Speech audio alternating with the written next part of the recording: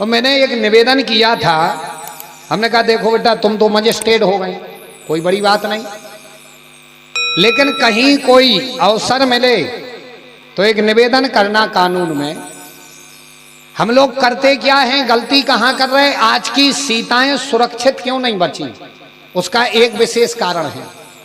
आजकल क्या होता है, कलयुग के जो रावण हैं, जिनने कृत्य किए, वो जाएंगे कहां, जेल में, और उनके लिए मिल जाती जमानत। सो वो बाहर जब निकले, उनने फिर किसी सीता का हरण किया और फिर अपराध किया। तो मैंने उससे कहा था कि एक आध बार अगर जिन पर सिद्ध हो गया है कि ये गलत हैं, इनने जो है रावण जैसी हरकत किया, इन पर जो है सिद्ध हो गया।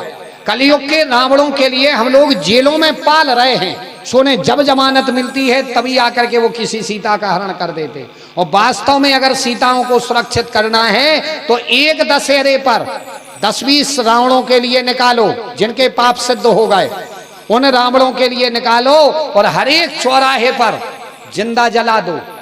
अगर ऐसे 10-20 रावण चौराहों पर जला दिए गए तो सीता रात के 2-2 बजे स्वतंत्र होकर के अकेली घूमेगी। किसी की हिम्मत नहीं होगी कि कोई किसी बहन बेटी की ओर गलत निगाह से देख ले। लेकिन आज असली रावणों के लिए हम लोग जेलों में पाल रहे हैं, और जब जब उन्हें जमानत मिलती है तब तब वो हमारी सीताओं का हरण कर लेते हैं। इसलिए असली के रावणों का मारना जरूरी है, अंदर के रावण का मारना जरूरी है। जब तक अंदर के रावण नहीं जलेंगे, ऐसे रावण नहीं मरेंगे, हमारी बहन बेटियां सुरक्षित नहीं हो सकती।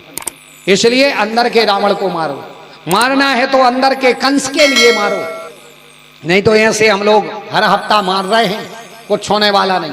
हराम की कमाई करना कंसों की पहचान है और जगत की भलाई करना संतों की पहचान। बनना है तो संत बनो, कंस नहीं बनना चाहिए। जीवन में कभी भी हराम का मत कमाओ, कभी किसी गरीब को सता करके मत कमाओ, नहीं तो आजकल बात क्या हो जाती है। कज्जक मिला थे, बोले गुरुजी हम तो इतने लेन पे चलत के प्याज लो नहीं खात, का नहीं खात, हाँ कज्जक बंद करें। कहे गुरुजी हम तो प्याज लो नहीं खात। अपन बोलो का खात हो, बोले ब्याज इतनो खात, का बताएं प्याज नहीं खा रहे, मनो ब्याज इतनो खा रहे कि गरीबों को घर घूरे से खा गए। हम कह रहे दादा वो प्याज ही खात रहो, कम से कम भी गरीब तो बचे रहे हैं। भाई जीवन में एक सूत्र अपनाओ कि जो प्राप्त है वही पर्याप्त है, जो हमारे पास है, जो प्राप्त है वही पर्याप्त है, तो आपके लिए जीवन में सुख मिलेगा। नहीं तो ये मनुष्य तन महाराज ऐसा है, 2 व्हीलर लोगे, जीप की इच्छा होगी जीप खरीदोगे, बसों की इच्छा होगी वो खरीदोगे, हवाई जहाज की इच्छा होगी वो खरीदोगे। महाराज इच्छाएं चलता ही रहे हैं, अपन मर जाए भी इच्छाएं पूरी नहीं हुई हैं। ये मनुष्य की खोपड़ी ऐसी है। इसलिए सूत्र बिठा लो दिमाग में, जो प्राप्त है वही पर्याप्त है, जितना है सो खूब है। हमें किसी गरीब को नहीं सताना, हमें किसी अन्याय का नहीं खाना, नहीं तो हमें तो ठीक बच्चों तक को भोगना पड़ता है। इसलिए जगत की भलाई करो, जितना बने दूसरे का हित करो, परोपकार करो, सदा दूसरे का सम्मान करो, सबको लेकर के चलो, मनुष्य का जीवन जीते चलो। और जब समय आ गया स्वप्नों डेरा बंदो है निकर गए राम धनी। तो हाँ बात कड़वी है लेकिन सत्य है। आज जो है कंस का वध किया, वहां से कन्हैया जी गए, मथुरा नरेश के लिए स्वतंत्र करवाया कारागृह से, उनके लिए राजगद्दी पर बिठाया, मैया देवकी जी के लिए बिठाया, और मैया देवकी जी आई, अपने लाला के लिए गोद में रखा, अंक से लगाया। मैया ने सोचा कि शायद हमें ज्यादा लाड़ नहीं लड़ाना, अगर ज्यादा गोद में रखा तो ये कहेंगे कि देखो तो बच्चे के लिए बिगाड़ दिया, काश अच्छा पढ़ा लिखा देते तो बात बन जाती। सो मैया ने इनके लिए भेजा कहां पर, पढ़ने के लिए। पढ़ने के लिए कहां भेजा कन्हैया को, अवंतिकापुरी। अवंतिकापुरी जिसके लिए हम लोग कहते हैं क्या आज की भाषा में उज्जैन, जो अपने मध्य प्रदेश में। कन्हैया यहाँ पर आए, गुरु सांदीपनी जी के यहाँ पर शिक्षा अध्ययन की, शिक्षा अध्ययन करके जाने लगे। गुरुजी से कहा गुरुजी आप बताओ आप क्या चाहते हो। गुरुजी कहने लगे बेटा कुछ नहीं चाहिए, बस हमारी दक्षिणा एक है कि तुम इस विद्या का प्रचार करना। कन्हैया कहने लगे नहीं नहीं गुरुजी कुछ तो मांगो, उन्होंने मना कर दिया। अच्छा देखना गुरु कैसा होना चाहिए, गुरु ऐसा होना चाहिए जो अपने चेलों से कुछ मांगे नहीं। और चेला ऐसे होने चाहिए जो गुरु जी को सर्वस्व देने के लिए खड़े रहें कि कभी गुरु आदेश तो कर दें। गुरु कभी लोभी नहीं होना चाहिए। अगर गुरु जी ऐसे भय कि 10,000 और मिल जाएं, 15 और मिल जाएं, 5 और मिल जाएं, और चेला भाव लालची के 5 केसें बचें, 2 केसें बचें। अगर लोभी भाई गुरु और चेला भाव लालची तो लोभी गुरु लालची चेला 2 ही नरक में। हाँ, इसलिए गुरु हो त्यागी, हमें कुछ नहीं चाहिए, गुरु त्यागी होना चाहिए। और चेला ऐसा हो जो सर्वस्व देने के लिए खड़ा रहे। गुरु जी आदेश तो करें। इनने कहा मांगो, गुरु जी ने कहा कुछ नहीं। अब यहां से आगे बढ़े, गुरु माता से कहा। गुरु माता कहने लगी बेटा हमारा बेटा गया था, लौट करके नहीं आया। कन्हैया गए, उन्होंने वहां पर देखा, मिलवाया, लौट करके आए और गुरु माता से मिले और उनके लिए पूरी कथा बताई। सुखदेव जी कहते राजन कन्हैया ने सुंदर अध्ययन किया, अध्ययन करके लौट कर आए। अच्छा, ये कथा क्या बताती है? ये कथा बताती है कि कन्हैया, आजकल अपन लोग सोचते हैं कि पढ़ाई कर लो, नौकरी लग जाएगी, संपत्ति हो जाएगी। पढ़ाई केवल संपत्ति को नहीं की जाती। कन्हैया के पास संपत्ति की कमी नहीं थी, नंद बाबा की पूरी जायदाद इनके यहाँ थी। कंस को मार दिया था, वो जायदाद भी इनको मिल जाती। लेकिन पढ़ाई पैसे कमाने को नहीं, पढ़ाई केवल पैसों को नहीं की जाती है। पढ़ाई जरूर करनी चाहिए। शिक्षा एक ऐसा ज्ञान है कि ना तो कोई चोर चुरा सकता है, ना कोई सरकारें इनकम टैक्स में ले सकती हैं, और ना कोई इस पर कोई दिक्कत हो सकती है, कोई भाई बांट सकता है। भाई दुनिया की संपत्ति भैया बांट लेंगे लेकिन शिक्षा नहीं बांट पाएंगे। इसलिए शास्त्र निमित्त है कि बचपन में बच्चों को जरूर पढ़ना चाहिए और अपने बच्चों के लिए छोटे में जरूर पढ़ाना चाहिए। शिक्षाएं ऐसा धन है, 25 तक पढ़ाई करो और 25 से 50 तक कमाई करो। हाँ, कमाई के लिए भी एक उम्र है। 25 तक पढ़ाई, 25 से 50 तक खूब कमाई, जितनी तुम में दम होए, और 50 के बाद धीरे धीरे माया को छोड़ो, माधव की तरफ जुड़ते जाओ। 50 के बाद कहने का भाव। इनने विद्या अध्ययन किया, लौट करके आए। सुखदेव जी कहते राजन एक दिन ये बैठे थे, इतने में इनके सामने मैया देवकी जी ने एक कटोरी में माखन और मिश्री रख दी। जो ही माखन और मिश्री देखी, कन्हैया की आंख से आंसू आ गए। कन्हैया के सामने उद्धव जी आए। उद्धव जी ने अपनी हथेली पर आंसू ले लिया। कहने लगे क्या बात है, क्यों रो रहे हो कन्हैया? कन्हैया कहने लगे उद्धव मोहि ब्रज बिसरत नाही। उद्धव मुझे वृंदावन की याद आती है, उद्धव मुझे वृंदावन की याद आती है, मैं भूल नहीं पाता। उद्धव कहने लगे कन्हैया क्यों चिंता करते हो, क्यों किसी की याद करते हो, कौन किसका हुआ है, तुम जानते नहीं हो क्या? कन्हैया कहने लगे उद्धव हम जानते हैं, लेकिन हमें ब्रजवासियों की याद आती है। अच्छा देखना, मैंने एक दिन कहा था कि अगर हम लोग भगवान की भक्ति करते हैं तो भगवान भी हमारी याद में रोता है, भगवान को भी हमारी और आपकी याद आती है, याद आती है भगवान को भी। भगवान कहने लगे हमें वृंदावन की याद आती है। उद्धव कहने लगे भैया बात तो कुछ बिगड़ी नहीं है कन्हैया, लेकिन सुनो, हम तो जाकर के हर खबर ले आए, लेकिन हम ठहरे देवगुरु बृहस्पति के चेला। अब कहाँ देवगुरु बृहस्पति के चेला, व्याकरण शास्त्र को जानने वाले, संस्कृत में बात करने वाले, ऊंचे ऊंचे मंत्र श्लोक बोलने वाले, और कहाँ वो ब्रजवासी। हम जाकर के उनसे व्याकरण की भाषा में बात करेंगे, वो समझ नहीं पाएंगे, वो समझेंगे नहीं तो शायद वो समझ नहीं पाएंगे। कन्हैया कहने लगे ओहो, कोई समझे या ना समझे हम समझ गए। अच्छा देखना, कन्हैया समझ गए कि इनके लिए ज्ञान का अभिमान है।